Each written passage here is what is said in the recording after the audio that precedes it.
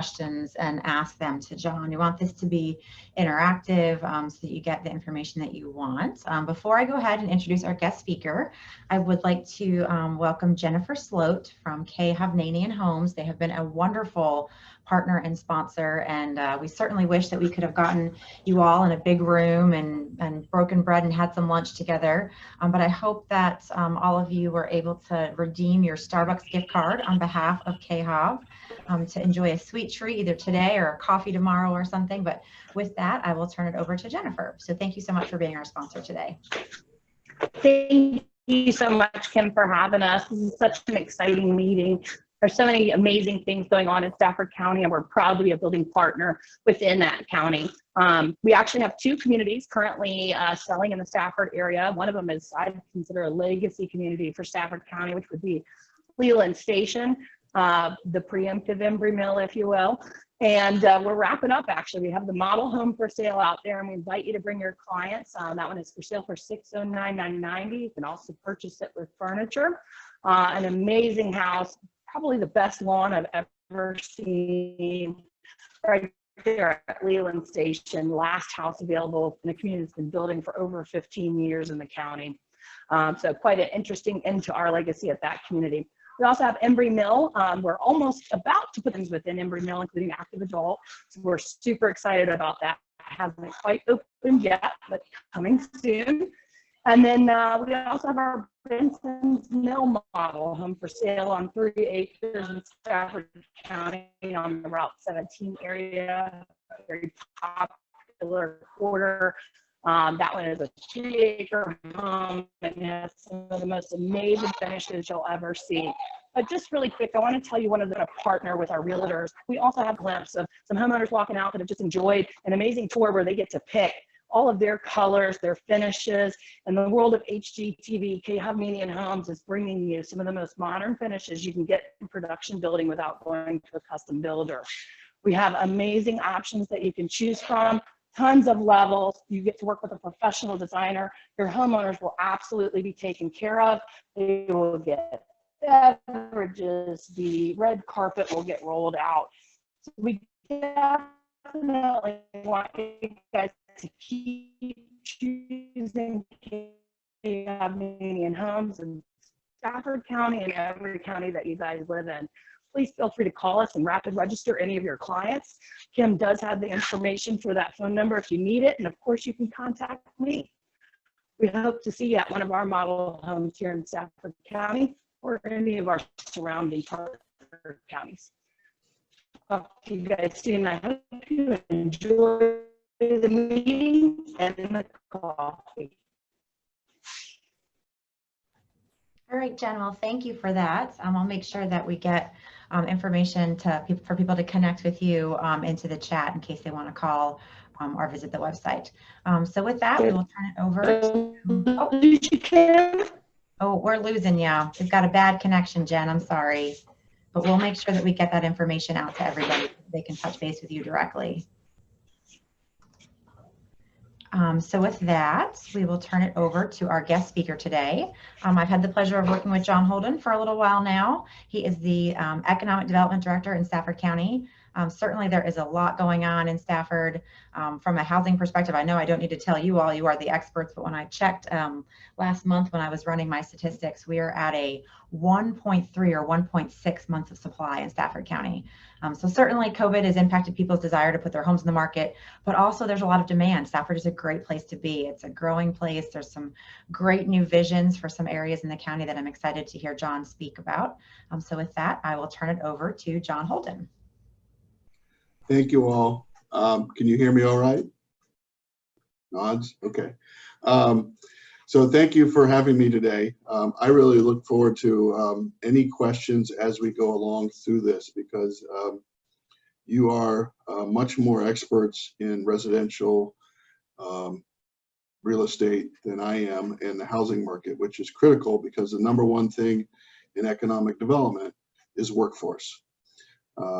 The second thing is having economic development and industrial sites or manufacturing sites ready, but the #1 thing is workforce, and of course people need places to live. And as I'm going to allude to in a little bit, we have some very exciting things going on in economic development that may result in literally hundreds of jobs in the next 18 to 24 months if we're lucky. I'm hoping that many of the people around this area will fill those jobs. But at any rate, so please, this is all new to us, particularly new to me, and I just lost my slides there. Kim, I think you're sharing the wrong thing. There we go, I think. There we go. So please feel free to wave if I can see you, or throw something up there, and I'll be glad to answer questions as you go along. So go to the next slide. Of course, you know where Stafford County is, of course, but one of the things we do in economic development is we're essentially, much like you, we're sales and service agents to the business community. And so we work to sell Stafford, as do my colleagues in Fredericksburg sell Fredericksburg, and we sell the region together. So one of the key attributes to Stafford is the fact that we don't have a peephole. And just after I arrived 774 days ago, our board passed a new tax classification for essentially distribution facilities over 100,000 square feet. And that has opened up a lot of attention because Stafford is strategically located to serve the DMV, yet we're not in the price ranges of most of Northern Virginia. So we also worked with our colleagues around the region, Fredericksburg region, to set a data center tax policy that is lower than and competitive to the Northern Virginia data center tax rates. So there's a lot of activity starting to come along because of those things. Next slide, please. So there's really 4 major things I want to share with you today. We'll kind of go through slides from north to south. I think my colleague Rick has shared these with you in the past, but I want to update you on what we call downtown Stafford. I want to update you on something called Smart Stafford.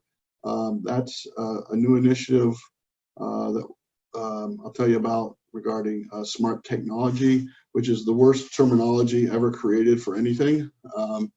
But it really means the new way that communities, counties, cities are operating using technology and data to be more efficient using high technology devices.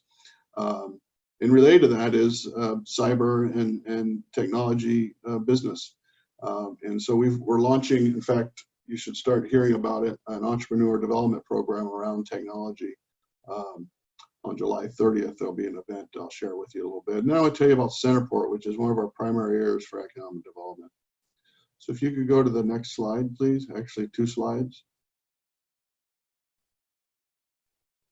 So we also want to focus on these key economic sectors, if you will.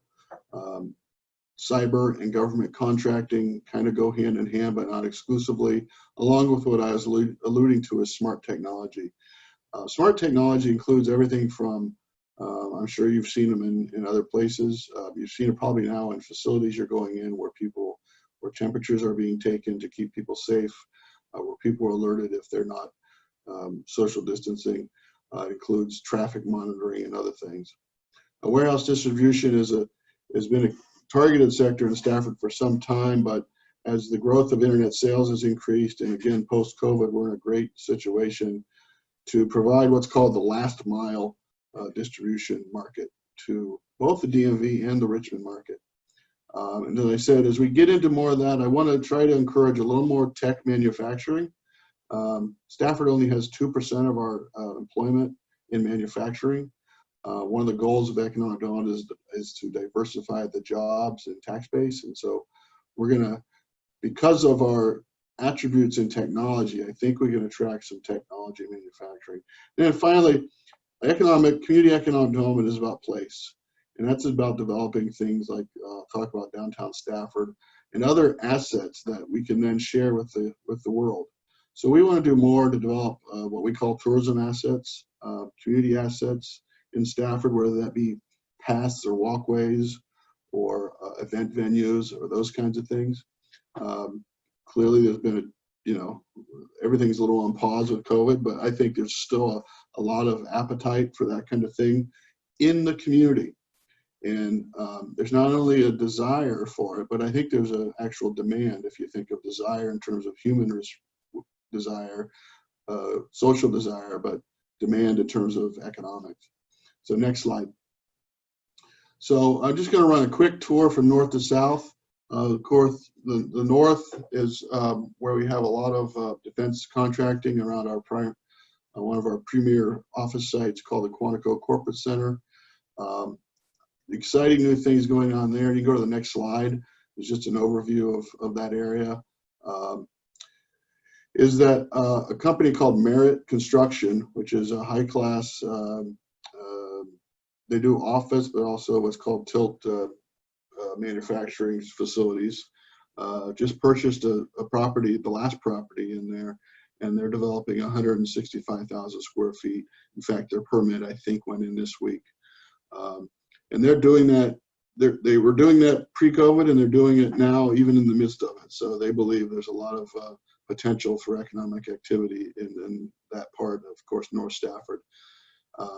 So, and then the Quantico Corporate Center is where a lot of our government contracting and cyber companies, the larger ones, house people, not exclusively. There's some on 610 and other areas.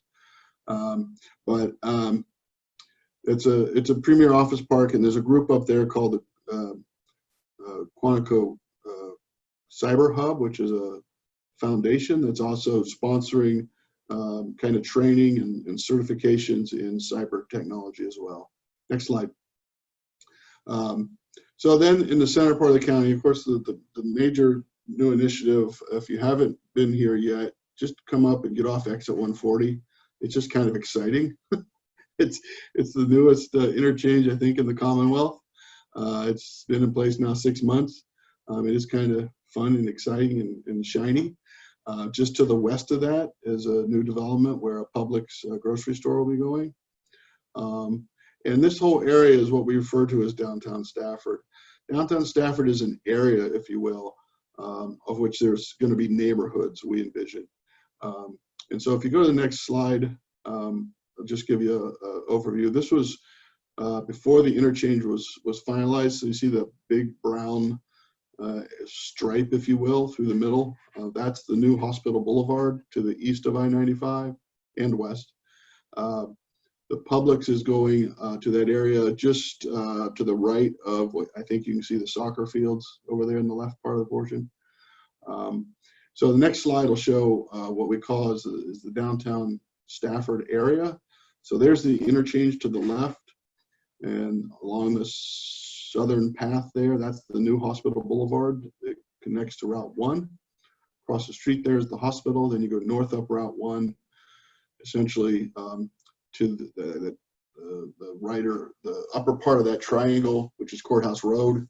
And so that area in the middle there where the colors are, that's what we envision, sometime in the future for downtown Stafford, which quite frankly will be one of the newest kind of urban areas. We're pursuing a new zoning classification, which will allow higher density residential and commercial mixed use in that area. Specifically to that, there's a project, next slide, that is starting essentially John, do you want me to play the video? I'm showing there's a video embedded. There is. Let's see. I don't know if that's the last video or the video at the end. There's a video at the end, I know.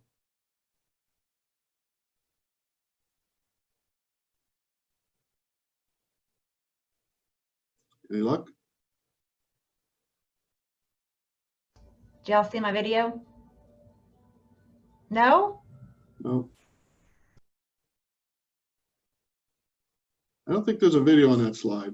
Or if there is, it shouldn't be. Well, I'm watching a video, but nobody else is. So let me get back to the other slides. Okay, can y'all see the slide again? Yeah, I still see the slide. Okay. Well, we can try that at the end. So I know there's video at the end, remember? This is the proposed, what I refer to as a neighborhood in downtown Stafford. This is the proposed Fountain Park. This is to orient you. On the right-hand side is Route 1, and the road to the upper side of that image would be Courthouse Road, Courthouse. So this is a proposal that we've negotiated with Gerald Properties that would put in approximately 300 units of apartments, but also mixed use office and commercial. That 68,000 is actually mixed use space. It's again a $68 million project.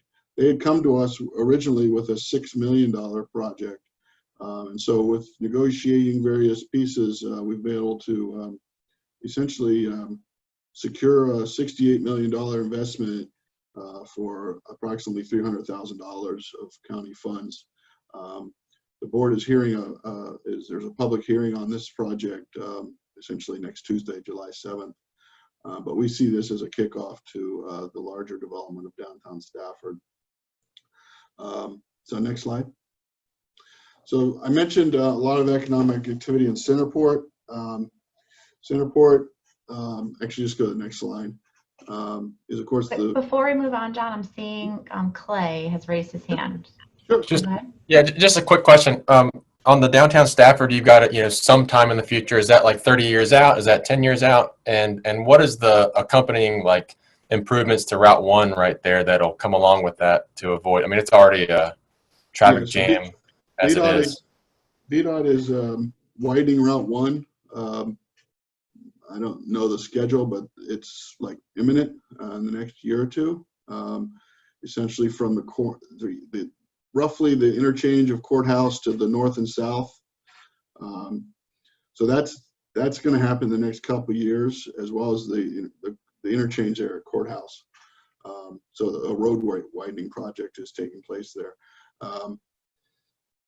As far as the bigger vision of downtown Stafford, that's a market-driven, opportunity essentially. But with this initial investment, the county then owns 28 acres just to the west of the JPA, the Fountain Park project that was on that slide, that we've envisioned as developing next, if you will. So, with that corner and then potentially the county's property, it's about 35 acres. And that whole region is much larger than that. So that's a market-driven thing. But what we're envisioning is overlaying our new zoning that would allow that more mixed-use urban environment, and then allowing the property owners, if they so wish, to seek out that zoning and develop that in the future. So realistically, that entire area, if you will, that's 10 years at best. And John, I have a question. Forgive me, I haven't followed this as closely as I probably should have, but so is this something the board is strongly supportive? We know that the board in Stafford certainly has concerns about infrastructure with schools and roads. When we're talking about higher density, I'm thinking more school kids, obviously, like Clay said, a lot more cars on the road. Is this something that you expect to have strong support from the Board of Supervisors moving forward? Yeah, why don't you go back to that slide now? There was back forward one. As I said, the board has had this in front of them twice now, and they've scheduled the public hearing for next Tuesday. There were questions about, the number of apartment units. What our research has shown, as well as JPI's, the developer, is that, and we've actually limited the number of types of units in this development. First of all, developments of this type generally there are less, and you all know better than I do, but I'd love to hear your experience. There are less school-age children in these types of developments than, say, housing developments and that kind of thing, first of all. Second of all, we're limiting the number of 3-bedroom apartments to only 15 out of the 300. So in fact, there'll be, I think it's over, I don't have the numbers right, but most of those apartments will be 1-bedrooms. So you're likely not going to get families with children. So the evidence is there will be apartments that will generate people, no doubt. I don't think the impact on schools will be significant. I think some estimates are based on a recent apartment development not far from here, I think it's a total of, we've got those numbers, 5 grade school kids and 15 middle schoolers or something like that. So it is a concern, no doubt, of the board, growth management and keeping up with the infrastructure, but development and including residential development in the urban service area, particularly in a more urban zone, I think alleviates some of that concern of growth in the rural areas and stretching our infrastructure.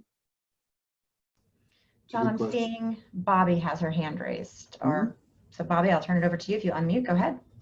Thank you. I just had a question about, I see that you're doing lots of, apartment buildings, but what are we doing about affordable housing and more single family and townhomes? Again, this is a private development that came, that we talked with. And the county does our project, which is just to the west of that. In fact, that light pink area to the left is the start of the county's 20-some acres. That may be something we look at in terms of residential mix. And as well as, quite frankly, townhomes. I would, so what our hope is that with this kickoff of this project, we'll have more momentum and seek out developers. We're going to seek out a partner for the county's acreage, and we'll then seek out public input for what that should be and what that mix of housing should be. There will have to be residential units if we're going to do this, and we're going to support what I call the new retail, which I think you're all starting to realize it was happening anyways with the change of online sales, but that's accelerated in this new world we're in.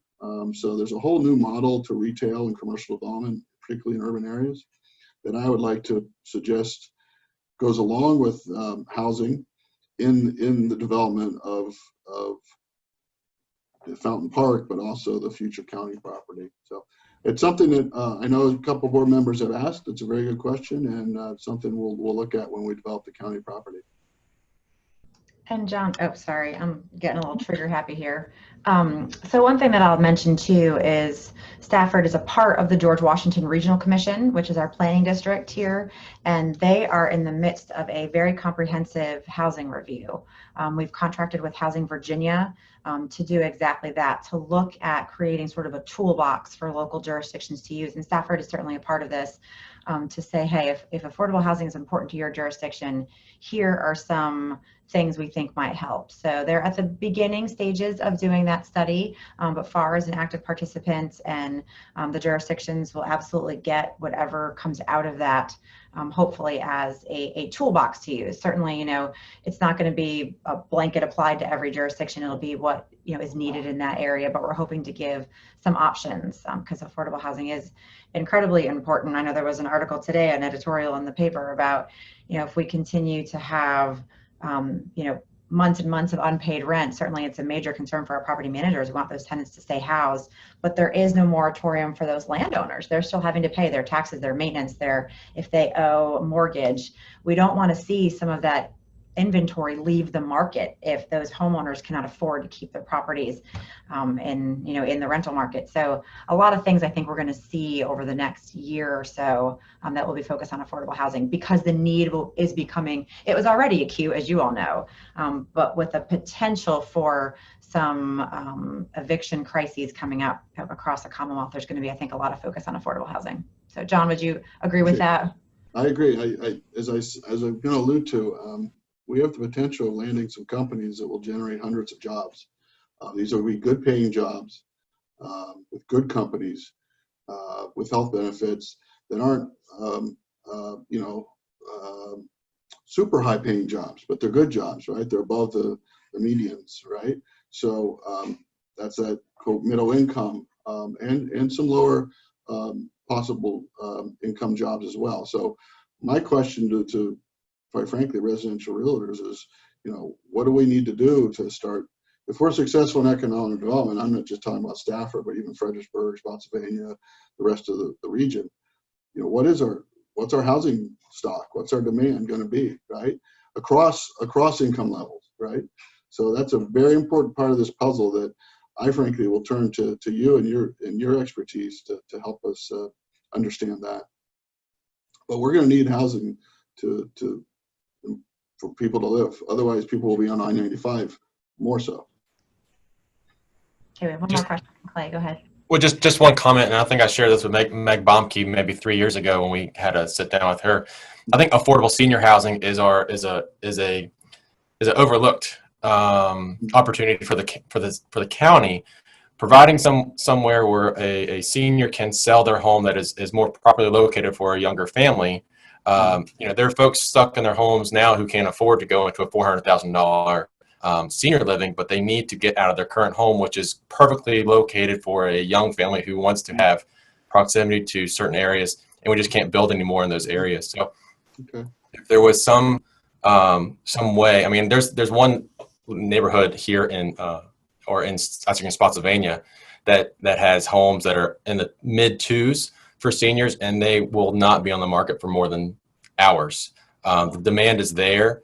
And as soon as those people are able to find that maintenance-free living, then they're able to sell their local homes to folks who want to be in those areas. So I think that's something that the county should really look at and find a solution there.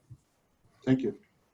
I saw some questions about the slides, and yes, I'll be glad to share those slides as well as the slides that we gave the board a little more detail on this project. That was presented on June, whatever it was now, 2nd and 16th. So I'll send that to you and you can distribute it. I'll follow up with everybody who registered, and I will send these out. John, before we move on, I just had one more question. Sorry, no, this is much better than slides and me yammering on. So from an economic development standpoint, when you have a company that's looking to locate, does the cost of housing come up as something that they're considering when they're looking to relocate to a place like Stafford County? It does. Their first analysis is generally around the workforce and population, demographics, training, levels of education of the population. Frankly, to be blunt, they then let the workers worry about the cost of housing, but I think good companies take that into effect, but it's not the primary one. The primary one is the demographics of the labor force. And do we compete well on that? What's that? Do we compete well on that? Yes. Well, for those targeted sectors that I mentioned, yes. Now, we're not going to be I can't think of a silly example, but we focus on the workforce that we have, which is generally higher educated, the cyber government contracting workforce. There's a significant effort to keep that pipeline going and make it wider with Germana and UMW, and I mentioned the Cyber Rights Foundation. So, and then the opportunity in the distribution sector is this isn't your grandmother's warehouse. This is not a bunch of racks with people climbing all over. These are robotic systems with opportunities that range from, of course, people that still have to drive forklifts, but they're driving it computer-wise, right? So I call those mid-range, mid-level skill, technology skill jobs, and those are coming this way. And I think I think we have that workforce. We have a little bit of retooling perhaps, but I think we have that workforce. Yeah. Okay. Thank you. I appreciate it. I'll get us back on track. That's fine. No, I like this. The primary driver to a lot of that possible new employment would be in the Centerport area, not exclusively, but Centerport was designed to be a distribution area, with its interchange and Centerport Drive. And I mentioned about the tax classification change. So right now, when that happened, a developer approached us and is building a 486,000 square foot distribution center. There's other projects in the works there that I can't go into too much, But I can tell you that the next picture is just an overview of that area. If you go to that, that's around the airport, of course, and there's the Centerport interchange. There's literally, I have someone in the other room right now that is a company that would employ over 400 people.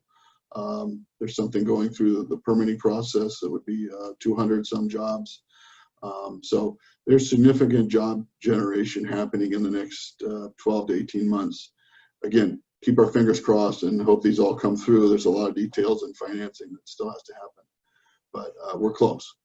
So again, that's the point of workforce and where people live to access these jobs, and that's where I will turn to you and your colleagues to give us advice on how we continue to provide the market for residences that will then be employed in these jobs.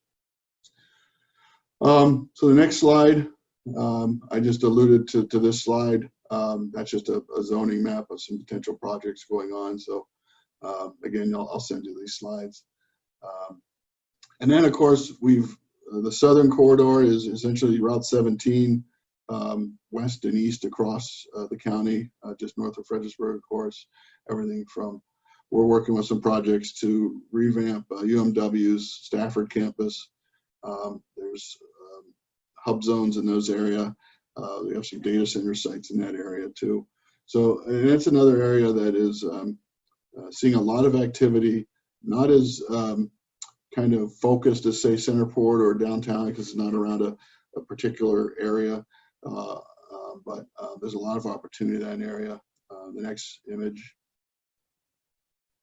of course, is that area. That's exit, what is that, 133. So again, a lot of opportunity in that area. We recently had a company last year locate there called First Line Technologies. They relocated and expanded out of Herndon, and they provide, you talk about getting in the market, they were doing tech transfer work out of Dog Run and basically safety, public safety materials for first responders. And they are very busy right now, obviously. So next slide, just to wrap up, and certainly would like so many kind of questions is, I want to tell you, one of the things I've wanted to do when I got here was how we foster startups, but also not just startups, the expansion of existing companies or people that want to start their own company.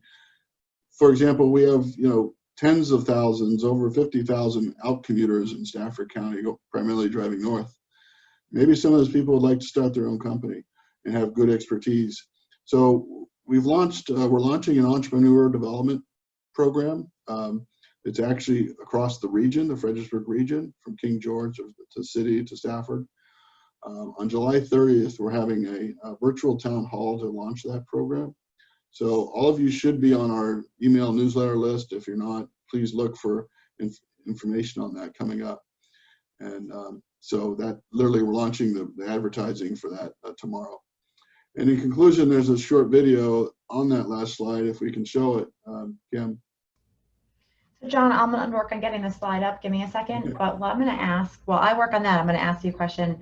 We haven't talked at all about the impact of the pandemic to your budgets, to future commitments. You were talking about how there's a lot going on with Centerport. Is any of that, I don't want to say in danger, but on hold or been impacted by the pandemic? And how does the finances of the county look going forward?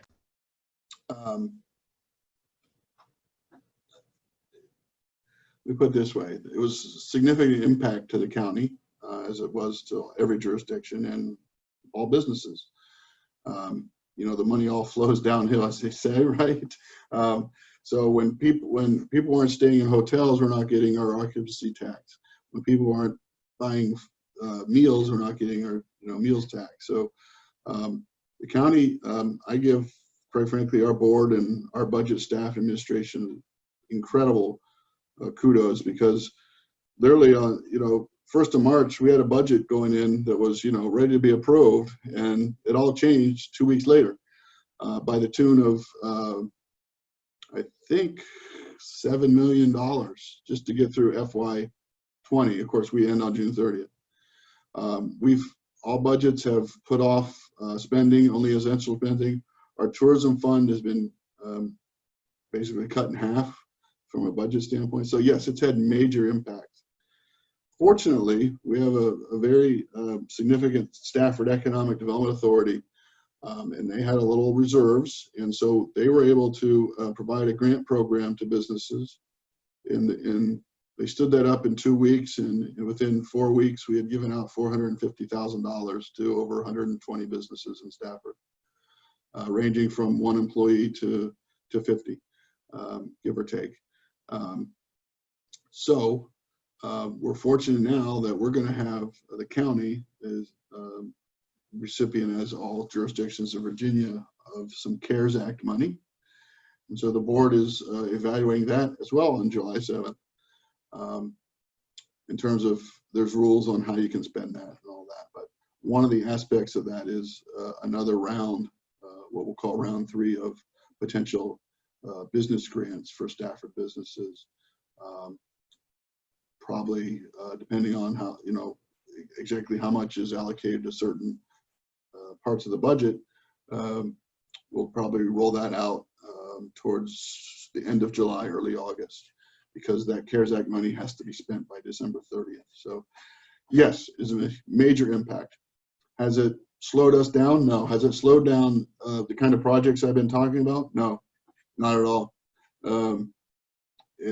We've adjusted and had to work differently, but it has not slowed down investment plans from larger companies, particularly in e-commerce and distribution, particularly because now they see a new opportunity to even focus more on Stafford, quite frankly.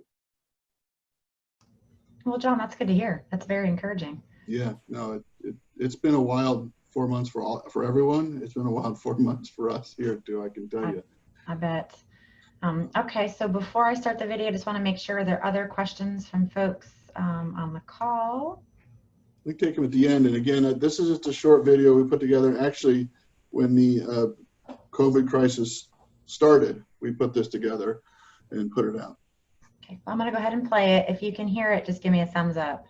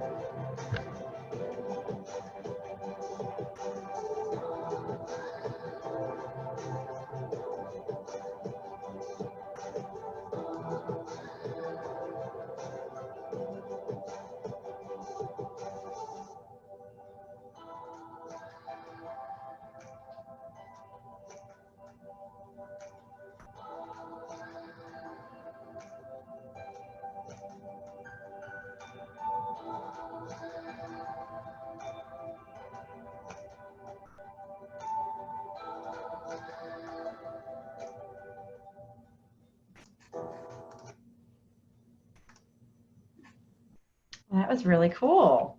Thank you. Very nicely I can't done. take any credit for it. I have a good staff. That's wonderful. All right, so let me check the chat. Yes, I got a question about sharing it. I will send out the YouTube link so that people can share it, because that is great. What a great marketing opportunity for members to put on their, their business pages to show what a great perspective of Stafford. So I have to say, I know I was home with my kids for a long time, and I think I explored every park in this 5-county jurisdiction, and it was wonderful. There's a lot of gems in Stafford I didn't know existed, and I've been here for 10 years. So there's a lot to get out and explore and love about this community. So thank you. I gotta tell you, we have another, again, launching this other program. We have another video coming out probably tomorrow. But we just held the first outdoor sporting event in Virginia since COVID broke out. It was a kayak bass fishing event.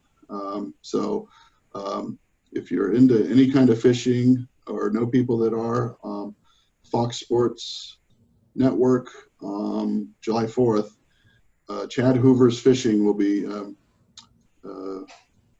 premiering the season 9, and all that fishing happened up and down Stafford, a little into King George and up into Prince William. So we've had fun. Very cool. Keep safe, right? Any other questions or comments, ideas, thoughts? Brad Johnson's got nothing. Brad's been sitting in this chair I before. was counting on Brad to give John a hard time. I'm not going to give John a hard time. He's doing a great job. He's got a hard row to hoe down there, and especially with COVID going on, I think they're just doing a magnificent job. More power to you. Thanks, Brad. All right. Well, I don't see any other questions in the chat. I will make sure that we put this information out. And for those people who are maybe watching through Facebook or are watching when this is not live, we'll do a blog post to the FAR blog that has the links to all this stuff so that people can access this information. So John, thank you so much for your time. Really appreciate it. Stafford is always such an interesting place, so much going on. I really appreciate learning about it. And we are certainly here as a partner. If there's ever any data that we can share with you about housing, cost of housing, you know, what's happening in different communities, different neighborhoods, we'd be happy to do that. So please reach out to me or an agent that you're familiar with, and we'll get you what you need. Thank you all. Thank you all for listening. Well, everybody have a wonderful, happy 4th of July weekend. Stay safe, stay cool, and we will hopefully see you at another FAR event in the future. Thanks again, Kim. Thanks, John, everyone. see ya. Thank you. Bye. Bye, John. Bye-bye.